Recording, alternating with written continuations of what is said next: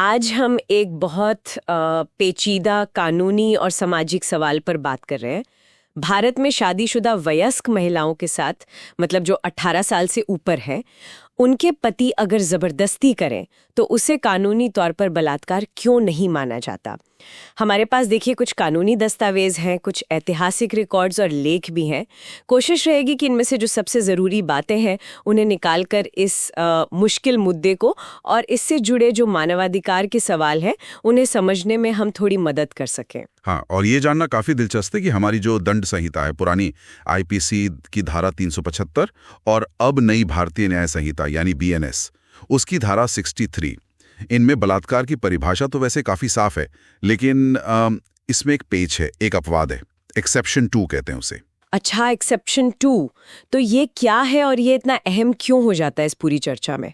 देखिए, ये अपवाद साफ साफ कहता है कि अगर पत्नी की उम्र 18 साल से ज्यादा है तो उसका पति अगर उसके साथ यौन संबंध बनाता है, चाहे वो जबरदस्ती ही क्यों ना हो, वो बलात्कार नहीं माना जाएगा। ओह, तो इसका मतलब तो ये हुआ कि शादी के अंदर एक वयस्क महिला के लिए कानूनी तौर पर रेप जैसी कोई चीज ही नहीं है। हाँ, मोटे तौर पर यही मतलब निकलता है। ये एक बहुत बड़ी कानूनी कमी, एक गैप पैदा करता है। हालांकि एक बात जरूर है, 2017 में एक केस था इंडिपेंडेंट थॉट बनाम भारत संघ। उसमें सुप्रीम कोर्ट ने यह साफ किया था कि अगर पत्नी नाबालिग है, यानी 15 से 18 साल के बीच, तो पति का जबरदस्ती यौन संबंध बलात्कार ही माना जाएगा। 15 से 18 के लिए तो माना, लेकिन 18 से ऊपर के लिए नहीं। और अगर मान लीजिए पति पत्नी अलग रह रहे हो कानूनी तौर पर, तब क्या स्थिति है? हाँ, उस स्थिति के लिए कानून है। आईपीसी की धारा 376 कहती है कि अगर पति पत्नी कानूनी तौर पर अलग रह रहे हैं और तब पति जबरदस्ती करता है तो वो अपराध है।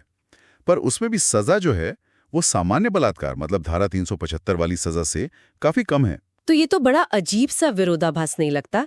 एक तरफ कानून, खासकर 2013 के निर्भया एक्ट के बाद, सहमति, कंसेंट को इतनी अहमियत देता है, लेकिन जैसे ही शादी होती है लगता है सहमति की परिभाषा ही बदल जाती है। ये सोच आई कहां से आखिर? इसकी जड़ें कहाँ हैं? जी, इसकी जड़ें काफी पुरानी हैं और गहरी भी। ये जाती हैं 17वीं सदी के अंग्रेजी कॉमन लॉ तक। एक जज थे सर मैथ्यू हेल।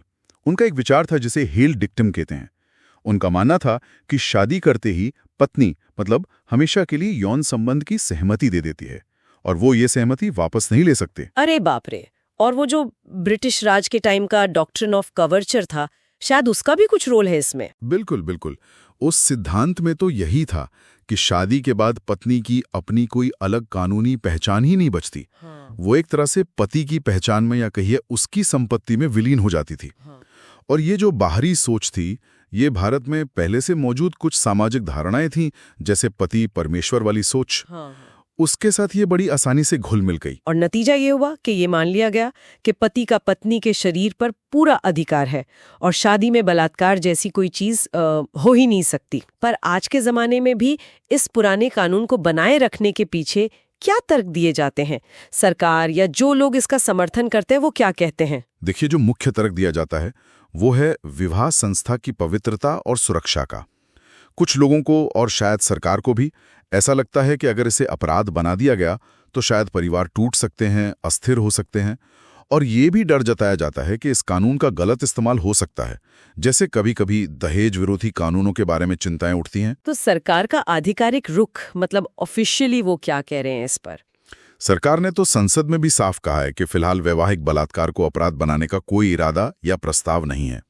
वो इसे कानून से ज्यादा एक सामाजिक मुद्दा मानते हैं और कहते हैं कि इस पर और व्यापक विचार विमर्श की जरूरत है। उनका ये भी कहना है कि जो मौजूदा कानून है, जैसे घरेलू हिंसा अधिनियम 2005, वो महिलाओं की सुरक्षा के लिए काफी उपाय देते हैं। लेकिन घरेलू हिंसा कानून तो सिविल कानून है ना? मतलब उससे मुआवजा मिल सकता है, प्रोटेक्शन ऑर्डर मिल सकता है, पर वो पति को अपराधी मानकर जेल की सजा तो नहीं दिलवा सकता, जैसे कि रेप के केस में होता है। आप बिल्कुल सही पॉइंट उठा रहे हैं। वो क्रिमिनल लॉ नहीं है और यही इस अपवाद के विरोध का सबसे बड़ा आधार है। जो आलोचक है वो कहते हैं कि ये जो अपवाद है ये हमारे संविधान के मूल अधिकारों के ही खिलाफ है। जैसे अनुच्छेद 14 जो कहता है कानून के सामने सब बराबर हैं, अनुच्छेद 15 जो लिंग के आधार पर भेदभाव को रोकता है, और सबसे जरूरी अनुच्छेद 21 जो जीवन, व्यक्तिगत आजादी, शारीरिक स्वायत्ता, मतलब अपने शरीर पर अपना अधिकार और निश्चिताधिकार देता है। मतलब मूल बात तो यही हुई कि शादी हो जाने से किसी महिला के मौलिक अधिकार तो नहीं छिन जाने चाहिए, खासकर अपने शरीर पर उसका अधिकार। एकदम सही। ये शादीशुदा और गैर शादीशुदा महिलाओं के बीच एक गलत, एक अतार्किक वर्गीकरण करता है।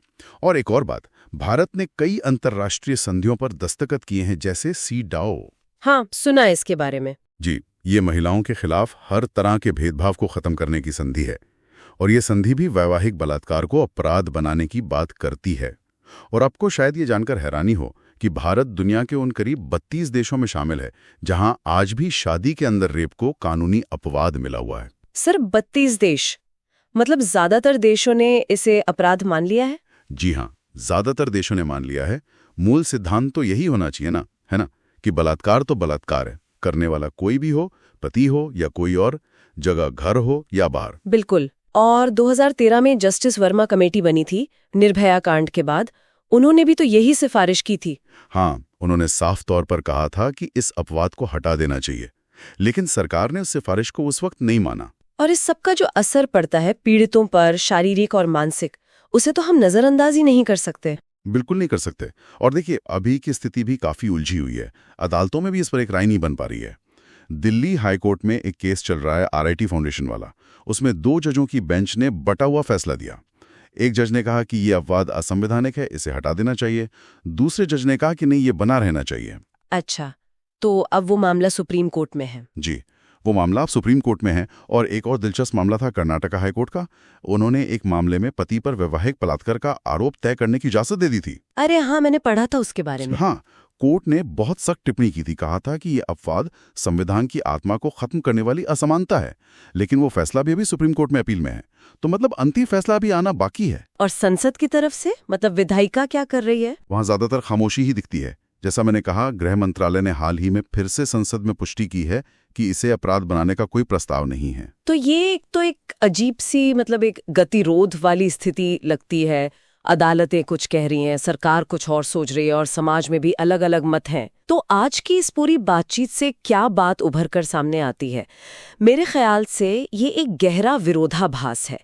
एक तरफ हमारा देश है जो मौलिक अधिकारों की, बराबरी की, प्रगति की बात करता है, और दूसरी तरफ हम एक ऐसा पुराना कानूनी अपवाद बनाए हुए हैं जो शादीशुदा महिलाओं को उनकी बुनियादी शारीरिक आज़ादी और बराबर की कानूनी सुरक्षा से कहीं ना कहीं वंचित करता है। हाँ, और ये हमें एक बहुत बुनियादी सवाल पर आकर खड़ा कर देता है कि आज के समाज में सहमति का, कंसेंट का असल मतलब क्या है।